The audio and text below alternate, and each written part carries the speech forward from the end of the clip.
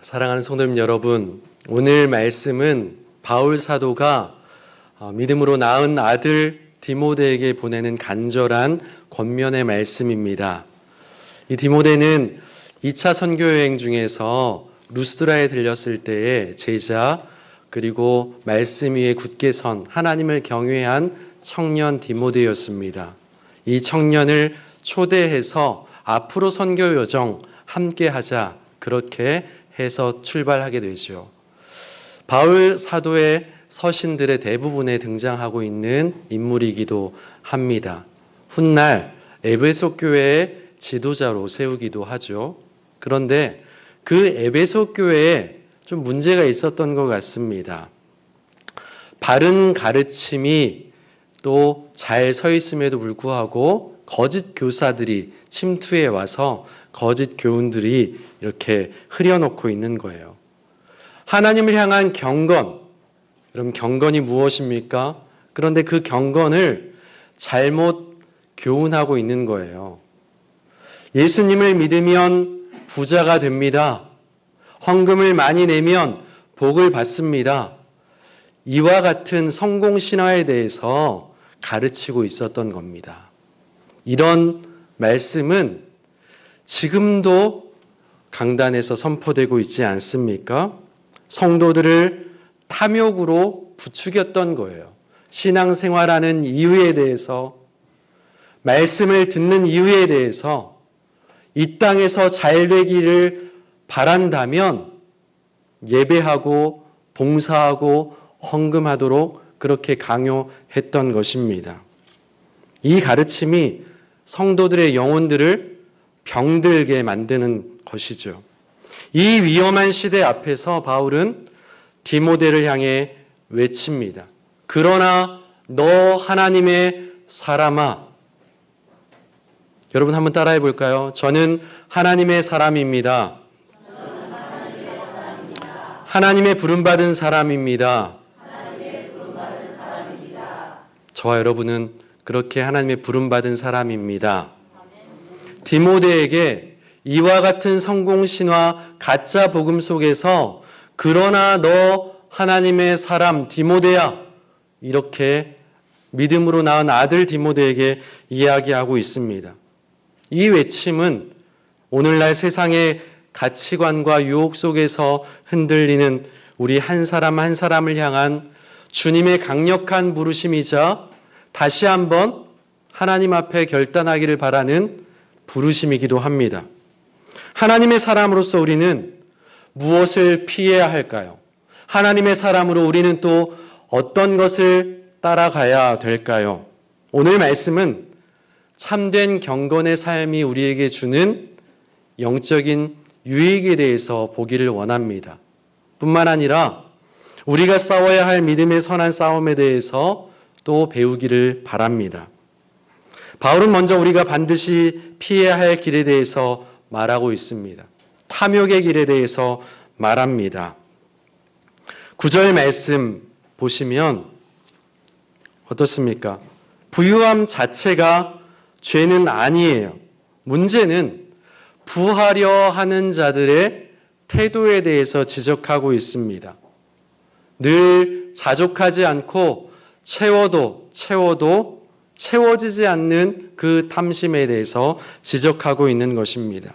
이 욕심은 우리를 네 가지 치명적인 덫에 빠져들게 만든다고 합니다. 그것이 무엇입니까? 바로 시험이고 올무이고 어리석고 해로운 욕심들입니다. 이 모든 것의 종착지는 어디일까요? 어디를 향해 결국은 인생은 내리닫게 만들겠습니까? 파멸로, 그리고 멸망으로 치닫게 하는 거예요. 돈을 쫓는 삶은 결코 우리를 살리지 못합니다. 오히려 우리를 멸망시키는 길로 나아가는 독이 되고 만다는 것입니다. 10절 말씀은 기독교의 가장 강력한 경고 중에 하나이죠. 돈을 사랑함이 일만 악의 뿌리가 된다고 이야기합니다. 돈 자체는 악이 아니죠. 이 땅에서 돈이 없으면 살아갈 수가 없습니다. 돈이 어떤 것의 가치를 결정짓는 잣대가 되기 때문에 물건을 살 때도 필요하고 팔 때도 이 돈의 가치에 따라서 주고받고 하는 것이기 때문에 이 세상을 떠나지 않고는, 이 세상을 살아간다면 반드시 이 돈이 필요하죠. 수단이 됩니다.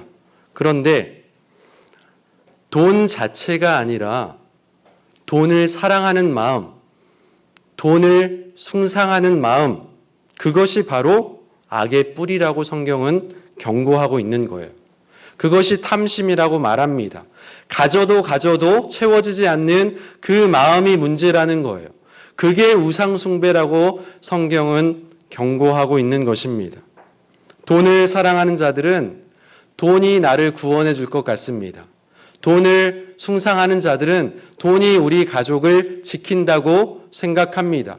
그것이 우리 가정의 든든한 기둥이 된다고 생각해요.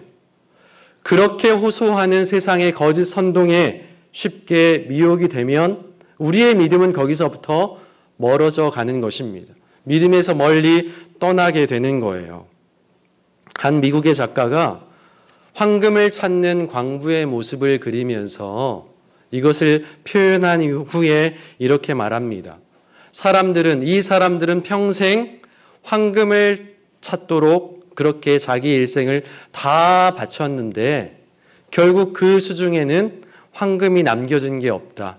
오히려 그 수중에는 굳은 살과 또 여기저기 상처들과 진흙투성뿐이다.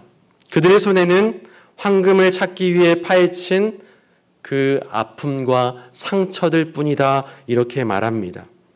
우리가 돈을 사랑하고 탐욕으로 쫓을 때에 우리는 영생의 가치는 놓치고 세상의 진흙과 덧없는 이 땅에서의 물질만 손에 남긴 채 그것이 가득 찰 수는 있겠지만 그것으로 많은 근심으로 오히려 자신을 찌르는 고통을 겪게 될 것입니다.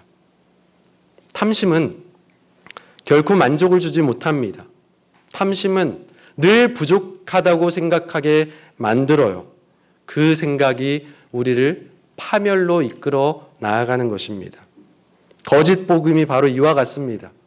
거짓 복음은 탐욕으로 이끌어가요. 채워도 채워지지 않는 결핍감만을 부추깁니다. 그 결과 스스로 많은 근심으로 자기를 찔렀도다. 이렇게 바울은 이야기하잖아요. 돈이 행복을 가져다 줄 거라고 믿었지만 결국 돈 때문에 걱정하고 돈 때문에 불안하고 돈 때문에 다툼이 일어나고 이런 불안하고 불행한 삶을 살아간다면 결국 이 인생은 파멸로 치닫는 인생이 아니고 무엇이겠습니까? 우리는 이와 같이 치명적인 삶은 피해야 되는 것입니다. 우리가 피해야 할 길이 있다면 우리가 따라야 할 길이 또 있습니다. 그것은 바로 자족하는 마음이라고 오늘 말씀은 이야기하고 있습니다. 6절 말씀은 탐심에 대한 가장 강력한 해독제가 되기도 합니다. 우리 6절 말씀 함께 봉독합니다. 그러나 자족하는 마음이 있으면 경건은 큰 이익이 되느니라. 아멘. 세상은 많이 가지면 가질수록 자기에게 유익이 된다고 말합니다. 많이 있으면 있을수록 안심이 된다고 그렇게 속입니다. 많이 있으면 있을수록 그게 성공이라고 외칩니다. 그런데 그것은 파멸로 이끄는 길이라고 이야기를 했잖아요. 거기에 대한 강력한 해독제는 자족하는 마음, 그것이 바로 경건의 큰 유익이라고 우리에게 이야기하는 것입니다. 많고 적음에 달려있지 않고 거기에 내가 자족할 수 있다면 그것이 오히려 복된 인생이고 하나님께서 예비하신 하나님의 기쁘신 뜻을 이루어가는 인생이다 말하고 있는 거예요. 자족하는 마음이 있을 때 그 경건이야말로 가장 크고 영원한 영적인 유익이 되는 줄로 믿습니다. 우리는 자족해야 해요. 그러나 우리는 늘 더 갖지 못해서 또 탐욕을 부리고 안달을 하지 않습니까? 목회자들에게도 마찬가지예요. 자족할 수 있어야 되죠. 교회가 주는 사례에 자족하고 감사함으로 사명을 감당하는 게 맞습니다. 그런데 대형교회 부목사들이 시골교회 담임 목사로 나아가기를 꺼리는 이유가 무엇입니까? 거기에 자족하지 못하니까 그래요. 그런 지도자들 아래의 성도들은 또 무엇을 배우겠습니까? 우리는 주신 것에 하나님의 은혜를 느끼고 그것에 감사할 수 있는 자족하는 마음을 배워 나가야 되는 것입니다. 그러면 우리는 어떻게 자족할 수 있습니까? 7절과 8절 말씀이 그 근거를 제시해 주고 있습니다. 우리가 세상에 아무것도 가지고 온 것이 없음에 또한 아무것도 가지고 가지 못한다. 여러분, 이 땅에 잔뜩 보화를 가지고 태어나신 분이 있으시면 한번 손들어 보십시오. 어마어마한 돈을 싸들고 이 땅에 태어나신 분이 계십니까? 다 빈손으로 오지 않으셨습니까? 그러면 이 땅에 사시면서 얼마나 많은 돈을 모으셨습니까? 여러분, 그 돈 다 싸들고 가실 자신 있으신 분 한번 손들어 보십시오. 다 싸들고 가시고 싶지만 그럴 수 없는 게 우리 인생이에요.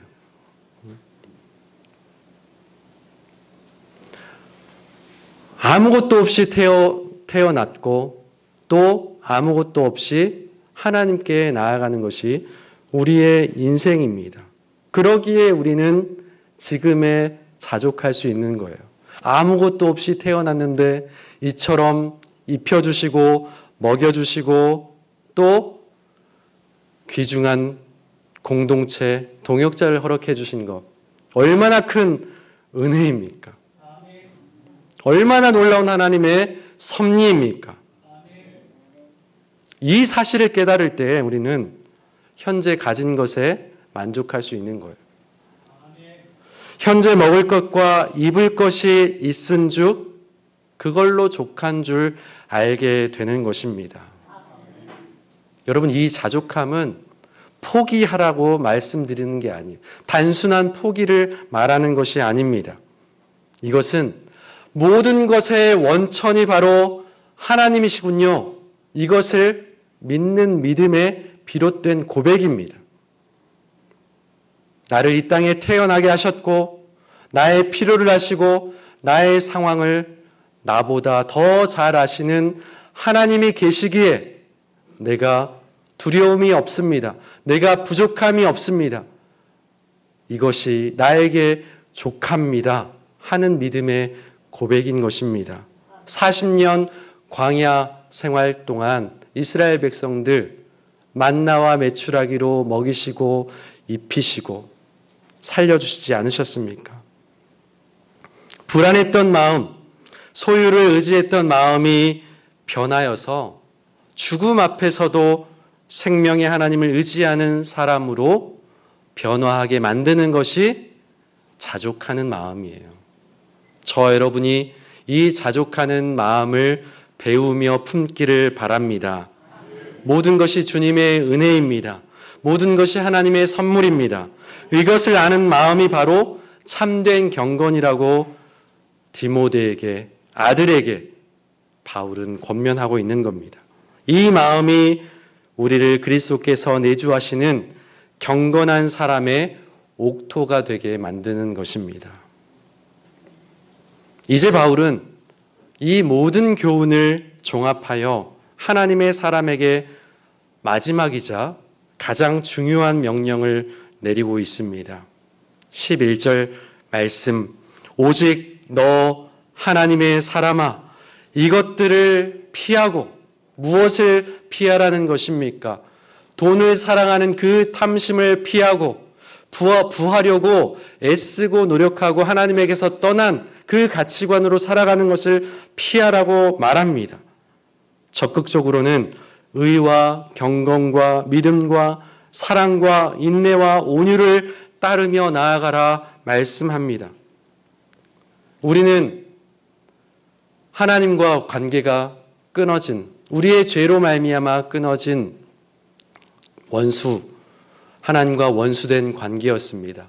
그런데 우리를 이처럼 사랑하셔서, 하나님께서 우리를 너무나도 사랑하셔서 아들 예수 그리스도를 보내주시고 그 보혈을 믿는 그 믿음을 보시고 의롭다 말씀해 주셨어요. 그 의로워진 관계, 하나님과의 관계를 말합니다. 그러면 그 관계의 핵심은 무엇입니까? 바로 사랑과 믿음이에요. 하나님을 믿는 그 믿음이 하나님과의 관계를 바로 맺는 관계의 핵심이 됩니다. 뿐만 아니라 너는 마음을 다하고 목숨을 다하고 힘을 다하고 뜻을 다하여 내 주 하나님을 사랑하라. 하나님께서 우리를 사랑하신 것처럼 우리도 하나님을 사랑하며 교제하며 나아가는 것, 그것이 의로운 관계를 맺어가는 관계의 덕목 핵심이 되기도 합니다. 그 하나님께서 우리에게 구구절절 사랑의 연애 편지로 말씀해 주신 이 성경을 날마다 묵상하며 주님의 뜻을 구하고 찾고 하나님의 마음을 깨닫고 나아가는 것, 그것이 하나님의 사랑을 경험한 사람의 온전한 태도인 것이죠. 그러면 이 관계를 잘 유지해 나갈 수 있습니까? 여러분 당장 내일부터 흔들리지 않는 믿음으로 단단하게 살아가실 수 있으십니까? 그렇게 되기를 바랍니다. 그런데 우린 너무 연약해요. 흔들리기도 하죠. 쓰러지기도 합니다. 주저앉기도 합니다. 세상에 압력이 있기 때문에 그래요. 세상의 사람들은 그렇지 않게 살아가고 그것이 이익이 되는 것처럼 보이니까 그렇습니다. 그러니까 우리도 흔들려요. 그 압력 속에서 우리가 살아남으려면 그 힘이 무엇입니까? 바로 인내와 온유를 말하고 있는 거예요. 의와 경건과 믿음과 사랑과 인내와 온유를 따르는 것은 이처럼 하나님과의 바른 관계를 맺어 나아갈 수 있도록 이 덕목을 가지고 인내와 온유함으로 살아가도록 우리에게 권면하고 있는 것입니다. 마지막으로 12절 말씀은 우리의 소명을 다시 한번 일깨워주고 있어요. 믿음의 선한 싸움을 싸우라. 영생을 취하라. 이를 위하여 내가 부르심을 받았느니라 말씀합니다. 여러분, 우리는 경건의 마라톤을 지금 뛰고 있습니다. 42.19km 마라토너는 완주할 때까지 오직 그 눈은 어디를 향해 있습니까? 최종 목적지를 바라보고 있는 것입니다. 얼마나 힘들까요? 얼마나 멈추고 싶을까요? 그러나 쉬지 않고 달립니다. 그곳이 최종 종착지이기 때문이에요. 쉬고 싶다고 옆에 빠지지 않습니다. 다른 길로 가지도 않습니다. 페이스가 좀 유지가 안 되더라도 다시 한번 힘을 얻어서 마지막까지 뛰어나가는 것이 마라토너의 사명이에요. 우리는 이처럼 영생을 향하여서 뛰어나가는 마라토너입니다. 이미 얻었다고 주저앉아서는 안 되는 사람들입니다. 이미 얻었지만 다른 길로 가고 싶다고 피해서도 안 되는 사람들이에요. 끝까지 주님 부르시는 그날까지 이 영생을 바라보며 뛰는 마라토너들입니다. 우리는 믿음의 싸움을 감당해야 돼요. 이것이 그런데 선한 싸움이라고 말씀은 분명하게 이야기합니다. 믿음의 선한 싸움을 싸우라. 탐욕의 유혹 앞에서 시선을 빼앗기지 말라. 영생을 굳게 붙잡으라. 이야기를 합니다. 여러분, 경건의 삶은 저절로 되는 게 아니에요. 가만히 있는다고 오는 것이 아닙니다. 가만히 있으면 경건을 유지할 수가 없습니다. 오히려 악한 영은 우리를 나락으로 끄집어 내립니다. 그러므로 늘 하나님 앞에 바로 서 있는 경건의 삶을 유지하기 위해서는 이처럼 사랑과 믿음을 가지고 인내에 온유하며 믿음의 선한 싸움을 싸우며 나아가는 것입니다. 늘 하나님의 마음과 뜻을 알기 위해서 우리에게 보내주신 말씀 가운데 나를 향하신 하나님의 계획과 뜻을 발견할 수 있어야 되는 것입니다. 우리는 영생을 취하도록 부름받은 사람이에요. 이미 많은 증인 앞에서 선한 증언을 통해 믿음을 고백한 사람들입니다. 이 싸움을 의와 경건으로 감당할 수 있기를 바랍니다. 우리의 삶 자체가 하나님 나라와 복음의 가장 확실한 증거가 되기를 바랍니다. 하나님의 사람으로 부름받은 우리는 세상의 가치, 즉 돈을 사랑하는 마음을 피해야 합니다. 대신 자족하는 마음으로 경건을 붙들고 의와 사랑으로 무장하여 믿음의 선한 싸움을 싸우십시다. 그 싸움 속에서 우리는 이 땅에서부터 영원한 생명을 누리는 증인으로 승리하게 될 줄로 믿습니다. 오늘 이 시간 우리 모두가 다시 한번 그러나 너 하나님의 사람아 부르시는 그 부름 앞에 제가 여기 있습니다. 그렇게 응답하며 이 땅에서 영원한 생명을 누리는 증인으로 승리하게 되시기를 주님의 이름으로 축원합니다. 사랑과 은혜가 풍성하신 하나님 아버지, 오늘 말씀을 통해 하나님의 사람아 라고 불러주셔서 감사합니다. 우리는 세상의 가치관 속에 너무나도 쉽게 흔들리고 돈을 사랑하는 마음 때문에 시험과 올무에 빠져 스스로를 많은 근심으로 찌르는 어리석음을 범했습니다. 이 시간 탐욕과 불안함으로 얼룩졌던 저희 마음을 정결하게 하여 주시옵소서. 부족한 믿음을 용서하여 주시옵소서. 주님만이 저희의 삶의 원천이심을 고백합니다. 자족하는 마음 주셔서 가진 것으로 족한 줄 알게 하시고 참된 경건이 주는 큰 유익을 누리게 하여 주옵소서. 우리가 이 자리에 일어나 세상을 살아갈 때 주님께서 명령하신 대로 의와 경건과 믿음과 사랑과 인내와 온유를 힘써 따르게 하여 주시옵소서. 세상 가치관에 물들지 않고 믿음의 선한 싸움을 싸우는 그리스도의 군사로 서게 하여 주옵소서. 예수님의 이름으로 기도합니다. 아멘.